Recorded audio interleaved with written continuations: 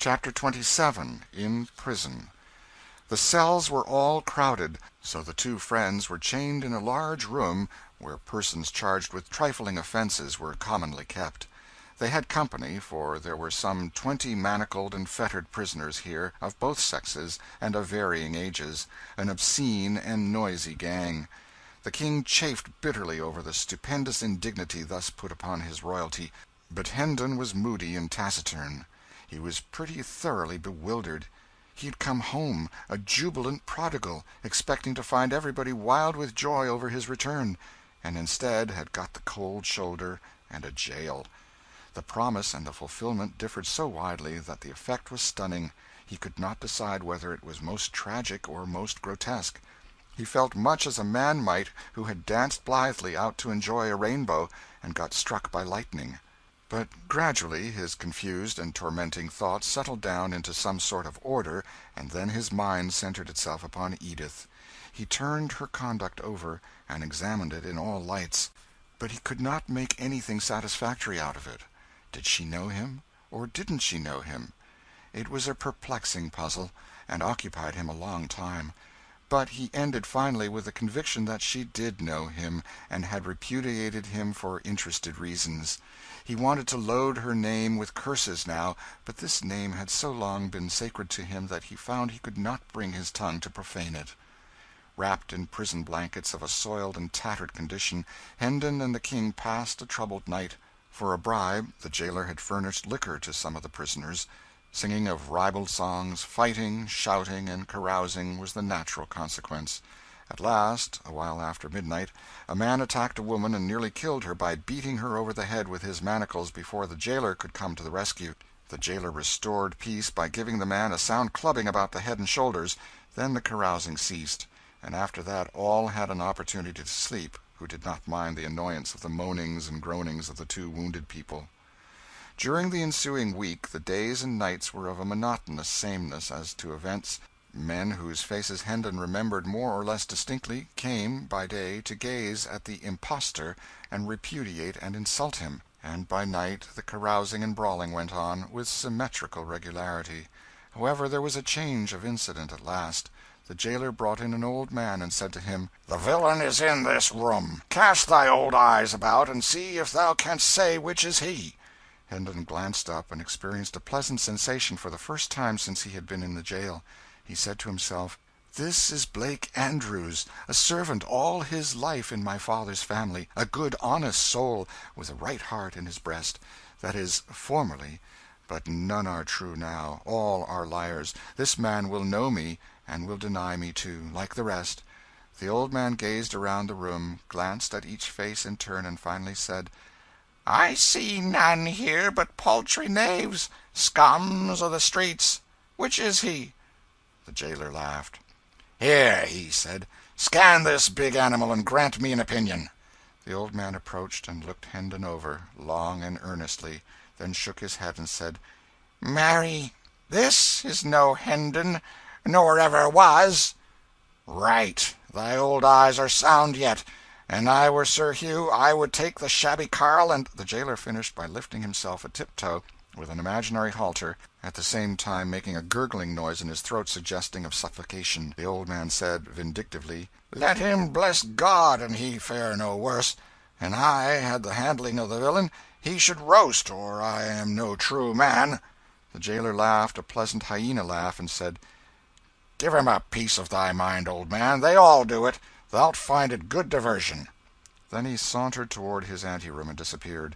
The old man dropped upon his knees and whispered, "God be thanked thou'rt come again, my master. I believed thou wert dead these 7 years, and lo, here thou art alive. I knew thee the moment I saw thee, and main hard work it was to keep a stony countenance, and seem to see none here but tuppenny knaves and rubbish of the streets.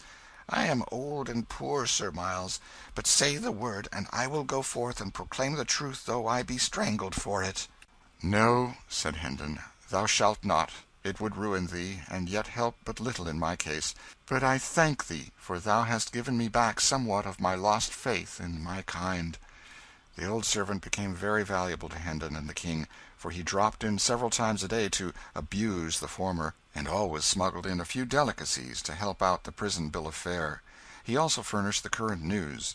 Hendon reserved the dainties for the King. Without them his Majesty might not have survived, for he was not able to eat the coarse and wretched food provided by the jailer. Andrews was obliged to confine himself to brief visits, in order to avoid suspicion; but he managed to impart a fair degree of information each time, information delivered in a low tone for Hendon's benefit, and interlarded with insulting epithets delivered in a louder voice for the benefit of other hearers. So, little by little, the story of the family came out. Arthur had been dead 6 years. This loss, with the absence of news from Hendon, impaired the father's health.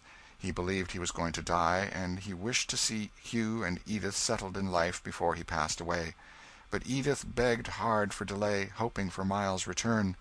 Then the letter came which brought the news of Miles's death. The shock prostrated Sir Richard. He believed his end was very near, and he and Hugh insisted upon the marriage. Edith begged for and obtained a month's respite, then another, and finally a third. The marriage then took place by the deathbed of Sir Richard. It had not proved a happy one. It was whispered about the country that, shortly after the nuptials, the bride found among her husband's papers several rough and incomplete drafts of the fatal letter, and had accused him of precipitating the marriage, and Sir Richard's death, too, by a wicked forgery. Tales of cruelty to the Lady Edith and the servants were to be heard on all hands; and since the father's death, Sir Hugh had thrown off all soft disguises and become a pitiless master toward all who in any way depended upon him and his domains for bread. There was a bit of Andrew's gossip which the King listened to with a lively interest. "There is a rumour that the King is mad, but in charity forbear to say I mentioned it, for 'tis death to speak of it, they say." His Majesty glared at the old man and said, "The King is not mad, good man, and thou'lt find it to thy advantage to busy thyself with matters that nearer concern thee than this seditious prattle." "What does the lad mean?" said Andrews, surprised at this brisk assault from such an unexpected quarter. Hendon gave him a sign, and he did not pursue his question, but went on with his budget. "The late King is to be buried at Windsor in a day or two, the 16th of the month, and the new King will be crowned at Westminster the 20th. "Methinks they must needs find him first," muttered his Majesty, then added confidently, "but they will look to that, and so also shall I." "In the name of—" But the old man got no further. A warning sign from Hendon checked his remark. He resumed the thread of his gossip. "Sir Hugh goeth to the coronation, and with grand hopes. He confidently looketh to come back a peer, for he is high in favour with the Lord Protector." "What Lord Protector?" asked his Majesty. "His Grace the Duke of Somerset." "What Duke of Somerset?" "Marry, there is but one, Seymour, Earl of Hertford." The King asked sharply, "Since when is he a duke and Lord Protector?" "Since the last of January." "And prithee who made him so?" "Himself and the Great Council, with help of the King." His Majesty started violently. "The King!" he cried. "What King, good sir?" "What King, indeed? God a mercy, what aileth the boy? Sith we have but one, 'tis not difficult to answer. His most sacred Majesty King Edward the Sixth, whom God preserve. Yea, and a dear and gracious little urchin is he, too, and whether he be mad or no, and they say he mendeth daily, his praises are all on men's lips, and all bless him likewise, and offer prayers that he may be spared to reign long in England, for he began humanely with saving the old Duke of Norfolk's life, and now is he bent on destroying the cruelest of the laws that harry and oppress the people." This news struck his Majesty dumb with amazement, and plunged him into so deep and dismal a reverie that he heard no more of the old man's gossip. He wondered if the little urchin was the beggar boy whom he left dressed in his own garments in the palace. It did not seem possible that this could be, for surely his manners and speech would betray him if he pretended to be the Prince of Wales. Then he would be driven out, and search made for the true prince. Could it be that the court had set up some sprig of the nobility in his place? No, for his uncle would not allow that. He was all powerful, and could and would crush such a movement, of course. The boy's musings profited him nothing. The more he tried to unriddle the mystery, the more perplexed he became. The more his head ached, the worse he slept. His impatience to get to London grew hourly, and his captivity became almost unendurable. Hendon's arts all failed with the King. He could not be comforted. But a couple of women who were chained near him succeeded better. Under their gentle ministrations he found peace and learned a degree of patience. He was very grateful, and came to love them dearly and to delight in the sweet and soothing influence of their presence. He asked them why they were in prison, and when they said they were Baptists, he smiled and inquired, "Is that a crime to be shut up for in a prison? Now I grieve, for I shall lose ye. They will not keep ye long for such a little thing." They did not answer, and something in their faces made him uneasy. He said eagerly, "You do not speak. Be good to me, and tell me. There will be no other punishment. Prithee tell me there is no fear of that." They tried to change the topic, but his fears were aroused, and he pursued it. "Will they scourge thee? No, no, they would not be so cruel. Say they would not. Come, they will not, will they?" The women betrayed confusion and distress, but there was no avoiding an answer, so one of them said, in a voice choked with emotion, "Oh, thou'lt break our hearts, thou gentle spirit. God will help us to bear our—" "It is a confession," the King broke in. "Then they will scourge thee, the stony-hearted wretches. But oh, thou must not weep. I cannot bear it. Keep up thy courage. I shall come to my own in time to save thee from this bitter thing, and I will do it." When the King awoke in the morning the women were gone. "They are saved," he said joyfully, then added despondently, "but woe is me, for they were my comforters." Each of them had left a shred of ribbon pinned to his clothing, in token of remembrance. He said he would keep these things always, and that soon he would seek out these dear good friends of his and take them under his protection. Just then the jailer came in with some subordinates, and commanded that the prisoners be conducted to the jail yard. The King was overjoyed. It would be a blessed thing to see the blue sky and breathe the fresh air once more.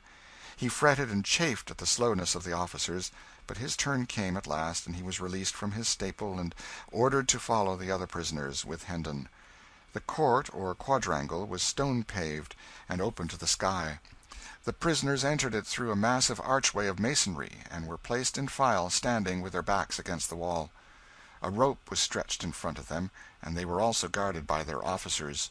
It was a chill and lowering morning, and a light snow which had fallen during the night whitened the great empty space and added to the general dismalness of its aspect. Now and then a wintry wind shivered through the place and sent the snow eddying hither and thither. In the centre of the court stood two women chained to posts. A glance showed the King that these were his good friends. He shuddered, and said to himself, "Alack, they are not gone free, as I had thought. To think that such as these should know the lash in England! Aye, there's the shame of it, not in heathenness, but Christian England. They will be scourged, and I, whom they have comforted and kindly entreated, must look on and see the great wrong done. It is strange, so strange, that I, the very source of power in this broad realm, am helpless to protect them. But let these miscreants look well to themselves, for there is a day coming when I will require of them a heavy reckoning for this work. For every blow they strike now they shall feel 100 then." A great gate swung open, and a crowd of citizens poured in. They flocked around the two women, and hid them from the King's view. A clergyman entered and passed through the crowd, and he also was hidden. The King now heard talking, back and forth, as if questions were being asked and answered, but he could not make out what was said. Next there was a deal of bustle and preparation, and much passing and repassing of officials through that part of the crowd that stood on the further side of the women, and whilst this proceeded a deep hush gradually fell upon the people.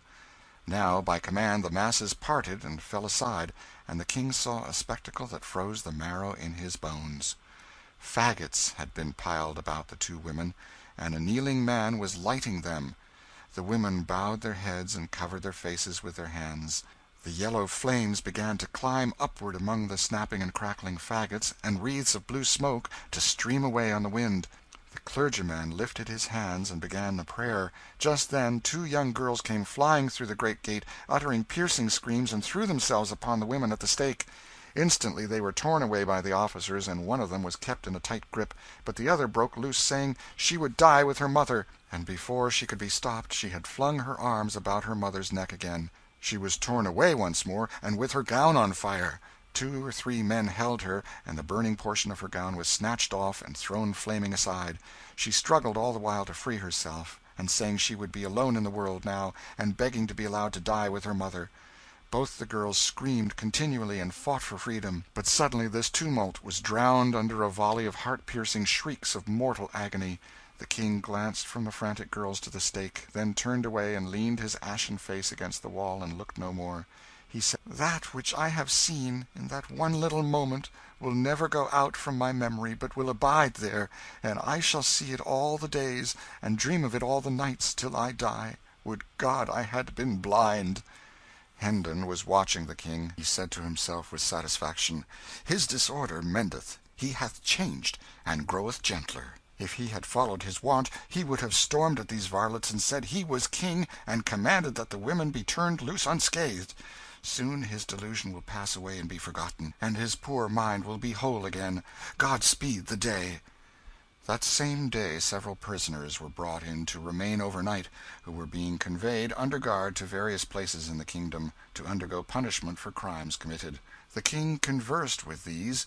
He had made it a point, from the beginning, to instruct himself for the kingly office by questioning prisoners whenever the opportunity offered, and the tale of their woes wrung his heart. One of them was a poor half-witted woman who had stolen a yard or two of cloth from a weaver. She was to be hanged for it.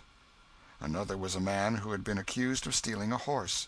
He said the proof had failed, and he had imagined that he was safe from the halter. But no, he was hardly free before he was arraigned for killing a deer in the King's Park. This was proved against him, and now he was on his way to the gallows. There was a tradesman's apprentice whose case particularly distressed the King. This youth said he found a hawk, one evening, that had escaped from its owner, and he took it home with him, imagining himself entitled to it. But the court convicted him of stealing it, and sentenced him to death. The King was furious over these inhumanities, and wanted Hendon to break jail and fly with him to Westminster, so that he could mount his throne and hold out his sceptre in mercy over these unfortunate people and save their lives. "Poor child," sighed Hendon, "these woeful tales have brought his malady upon him again. Alack, but for this evil hap, he would have been well in a little time." Among these prisoners was an old lawyer, a man with a strong face and a dauntless mien. 3 years past he had written a pamphlet against the Lord Chancellor, accusing him of injustice, and had been punished for it by the loss of his ears and degradation from the bar, and in addition had been fined £3,000 and sentenced to imprisonment for life. Lately he had repeated his offence, and in consequence was now under sentence to lose what remained of his ears, pay a fine of £5,000, be branded on both cheeks, and remain in prison for life. "These be honorable scars," he said, and turned back his gray hair and showed the mutilated stubs of what had once been his ears. The King's eyes burned with passion, and he said, "None believe in me, neither wilt thou.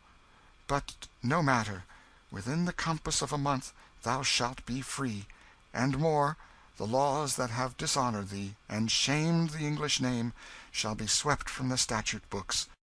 The world is made wrong. Kings should go to school to their own laws at times, and so learn mercy." Footnote. From many descriptions of larceny, the law expressly took away the benefit of clergy. To steal a horse, or a hawk, or woolen cloth from the weaver, was a hanging matter. So it was to kill a deer from the King's forest, or to export sheep from the kingdom. Dr. J. Hammond Trumbull's Blue Laws, True and False, page 13. William Prynne, a learned barrister, was sentenced, long after Edward VI's time, to lose both his ears in the pillory, to degradation from the bar, a fine of £3,000, and imprisonment for life. 3 years afterwards he gave new offence to Laud by publishing a pamphlet against the hierarchy. He was again prosecuted, and was sentenced to lose what remained of his ears, to pay a fine of £5,000, to be branded on both his cheeks with the letter S.L. for seditious libeller, and to remain in prison for life. The severity of this sentence was equalled by the savage rigour of its execution. Ibid, pages 11 and 12. End of chapter 27. The Prince and the Pauper, by Mark Twain. Chapter 28. The Sacrifice. Meantime, Miles was growing sufficiently tired of confinement and inaction; but now his trial came on, to his great gratification, and he thought he could welcome any sentence provided a further imprisonment should not be part of it. But he was mistaken about that. He was in a fine fury when he found himself described as a sturdy vagabond, and sentenced to sit 2 hours in the pillory for bearing that character, and for assaulting the master of Hendon Hall. His pretensions as to brothership with his prosecutor, and rightful heirship to the Hendon honours and estates, were left contemptuously unnoticed, as being not even worth examination. He raged and threatened on his way to punishment, but it did no good. He was snatched roughly along by the officers, and got an occasional cuff, besides, for his unreverent conduct.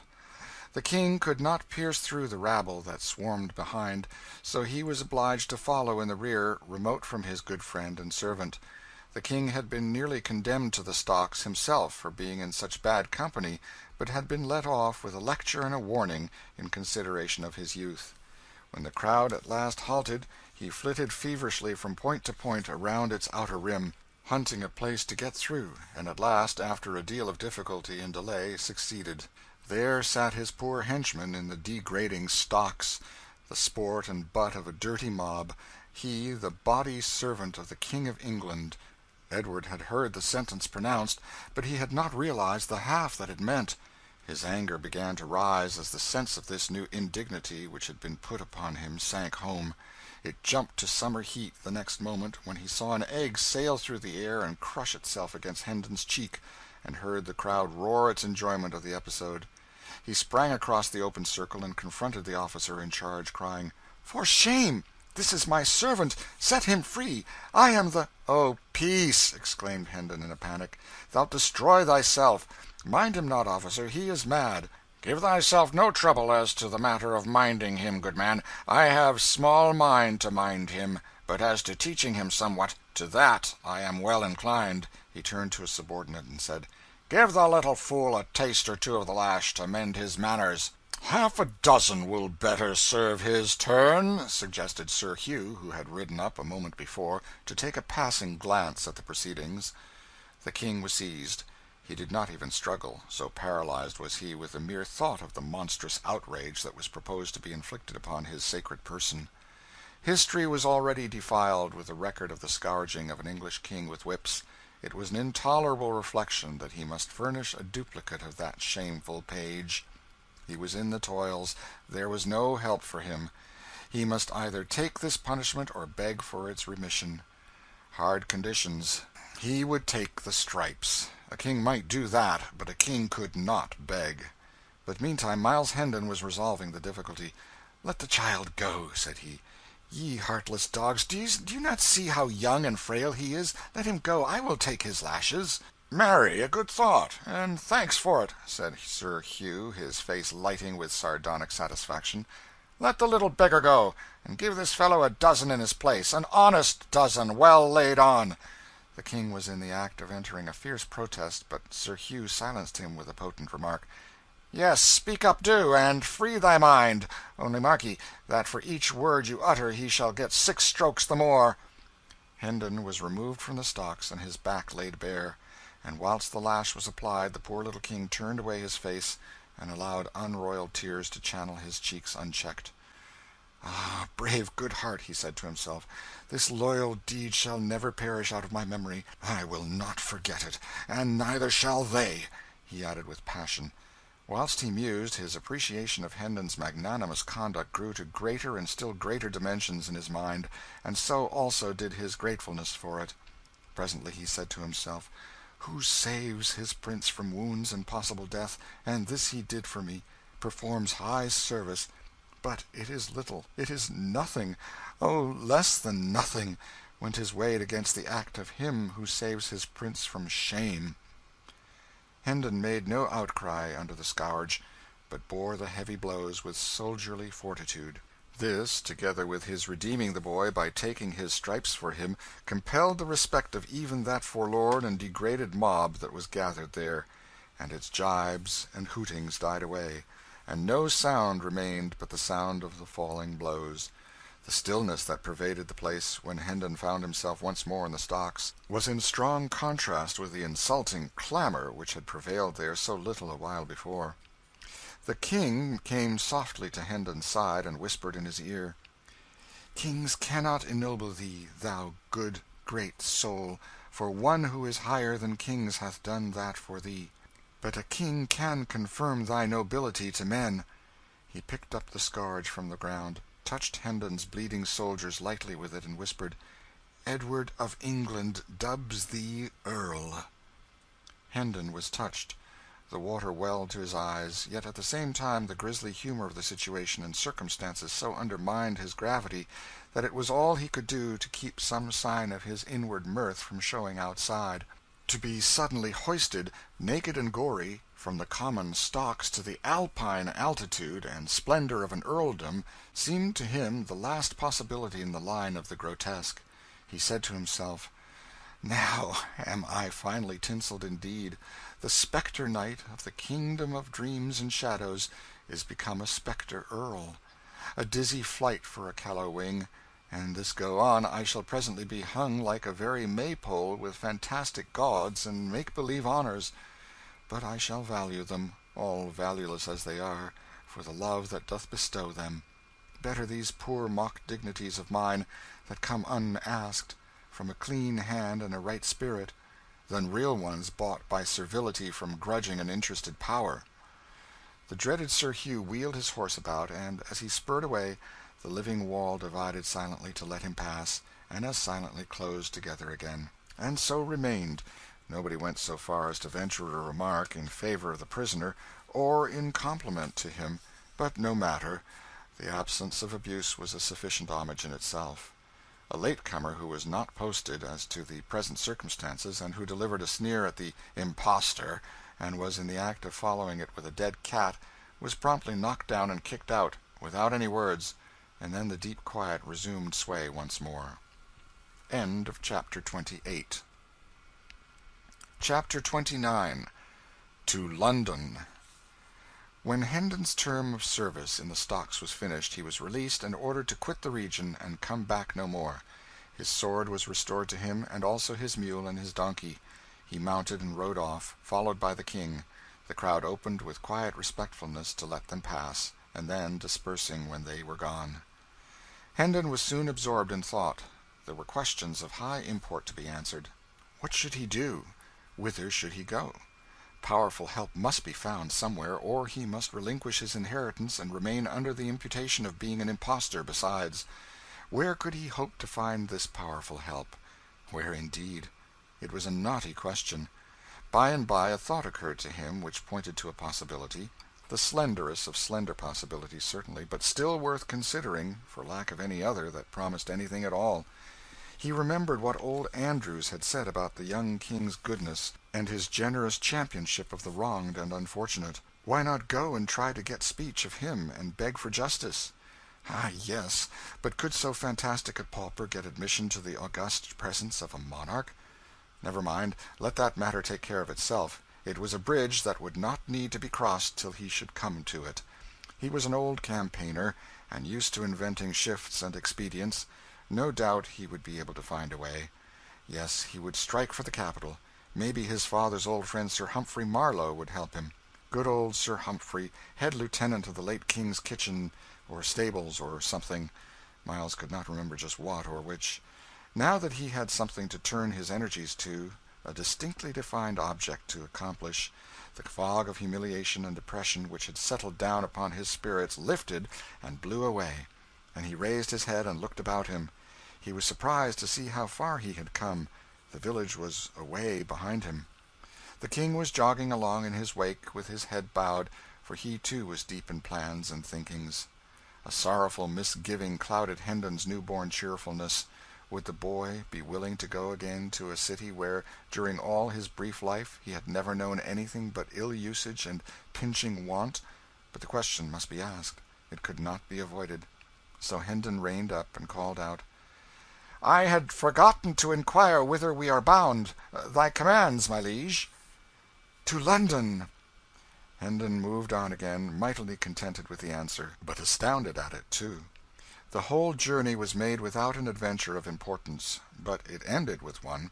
About 10 o'clock on the night of the 19th of February, they stepped upon London Bridge, in the midst of a writhing, struggling jam of howling and hurraying people, whose beer-jolly faces stood out strongly in the glare from manifold torches; and at that instant the decaying head of some former duke or other grandee tumbled down between them, striking Hendon on the elbow and then bounding off among the hurrying confusion of feet. So evanescent and unstable are men's works in this world. The late good King is but 3 weeks dead and 3 days in his grave, and already the adornments which he took such pains to select from prominent people for his noble bridge are falling. A citizen stumbled over that head and drove his own head into the back of somebody in front of him, who turned and knocked down the first person that came handy, and was promptly laid out himself by that person's friend. It was the right, ripe time for a free fight, for the festivities of the morrow, Coronation Day, were already beginning. Everybody was full of strong drink and patriotism.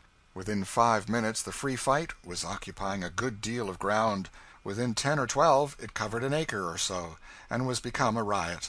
By this time Hendon and the King were hopelessly separated from each other, and lost in the rush and turmoil of the roaring masses of humanity. And so we leave them. End of chapter 29. Chapter 30. Tom's Progress. Whilst the true King wandered about the land, poorly clad, poorly fed, cuffed and derided by tramps one while, herding with thieves and murderers in a jail another, and called idiot and impostor by all impartially, the mock King, Tom Canty, enjoyed a quite different experience. When we saw him last, royalty was just beginning to have a bright side for him. This bright side went on brightening more and more every day.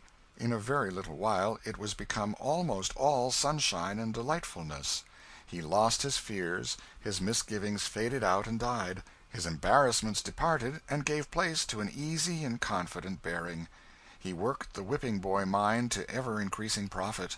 He ordered my Lady Elizabeth and my Lady Jane Grey into his presence when he wanted to play or talk, and dismissed them when he was done with them, with the air of one familiarly accustomed to such performances.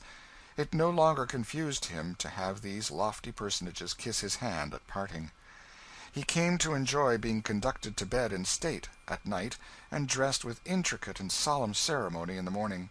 It came to be a proud pleasure to march to dinner attended by a glittering procession of officers of state and gentlemen at arms, insomuch, indeed, that he doubled his guard of gentlemen at arms, and made them 100. He liked to hear the bugles sounding down the long corridors, and the distant voices responding, "Way for the King!" He even learned to enjoy sitting in throned state in council, and seeming to be something more than the Lord Protector's mouthpiece. He liked to receive great ambassadors and their gorgeous trains, and listen to the affectionate messages they brought from illustrious monarchs who called him brother. Oh, happy Tom Canty, late of Offal Court! He enjoyed his splendid clothes, and ordered more. He found his 400 servants too few for his proper grandeur, and trebled them. The adulation and salaming courtiers came to be sweet music to his ears. He remained kind and gentle, and a sturdy and determined champion of all that were oppressed, and he made tireless war upon unjust laws. Yet, upon occasion, being offended, he could turn upon an earl, or even a duke, and give him a look that would make him tremble. Once when his royal sister, the grimly holy Lady Mary, set herself to reason with him against the wisdom of his course in pardoning so many people who would otherwise be jailed or hanged or burned, and reminded him that their august late father's prisons had sometimes contained as high as 60,000 convicts at one time, and that during his admirable reign he had delivered 72,000 thieves and robbers over to death by the executioner. [Footnote: Hume's England. End of footnote. The boy was filled with generous indignation, and commanded her to go to her closet and beseech God to take away the stone that was in her breast and give her a human heart. Did Tom Canty never feel troubled about the poor little rightful prince who had treated him so kindly and flown out with such hot zeal to avenge him upon the insolent sentinel at the palace gate? Yes, his first royal days and nights were pretty well sprinkled with painful thoughts about the lost prince, and with sincere longings for his return and happy restoration to his native rights and splendors. But as time wore on and the prince did not come, Tom's mind became more and more occupied with his new and enchanting experiences, and by little and little the vanished monarch faded almost out of his thoughts; and finally, when he did intrude upon them at intervals, he was become an unwelcome spectre, for he made Tom feel guilty and ashamed. Tom's poor mother and sisters traveled the same road out of his mind. At first he pined for them, sorrowed for them, longed to see them; but later the thought of their coming some day in their rags and dirt, and betraying him with their kisses, and pulling him down from his lofty place, and dragging him back to penury and degradation and the slums, made him shudder. At last they ceased to trouble his thoughts, almost wholly, and he was content, even glad, for whenever their mournful and accusing faces did rise before him now, they made him feel more despicable than the worms that crawl. At midnight of the 19th of February, Tom Canty was sinking to sleep in his rich bed in the palace, guarded by his loyal vassals and surrounded by the pomps of royalty, a happy boy; for tomorrow was the day appointed for his solemn crowning as King of England. At that same hour Edward, the true king, hungry and thirsty, soiled and draggled, worn with travel and clothed in rags and shreds, his share of the results of the riot, was wedged in among a crowd of people who were watching, with deep interest, certain hurrying gangs of workmen who streamed in and out of Westminster Abbey, busy as ants. They were making the last preparations for the royal coronation. End of chapter 30.